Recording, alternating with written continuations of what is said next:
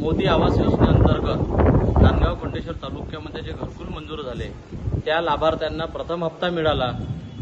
त्यानुसार लाभार्थ्यांनी घरकुलाचं पूर्ण काम केलं।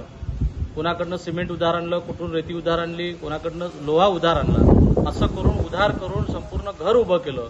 वास्तविक 1,38,000 रुपयामध्ये मोदी आवास योजनेअंतर्गत घरकुल होत नाही, तरी सुद्धा या लाभार्थ्यांनी उसनवारी घेऊन हे घरकुल उभं केलं। परंतु गेल्या 8 महिन्यापासून मोदी आवास योजनेअंतर्गतचे पैसे अद्यापही या लाभार्थ्यांना भेटले नाही। त्यामुळे आज पंचायत समितीवर आज आंदोलनाचा इशारा दिला की 7 दिवसामध्ये घरकुल मोदी आवास योजनेचे पैसे न आल्यास आम्ही या पंचायत समिती कार्यालयात सरकारच्या विरोधात राहुटी आंदोलन करू, असा इशारा आज शिवसेनेच्या वतीने या ठिकाणी दिला आहे। परंतु या निमित्तानं मला या ठिकाणी एक म्हणायचं आहे की एकीकडे आपण लाडकी बहीण योजना आणतो, लाडक्या बहीण योजनेमध्ये तब्बल ऍडव्हान्स पैसे दिले जाते, 2 महिन्याचे 3 महिन्याचे एकादमात पैसे दिले जाते। मोदी आवास योजने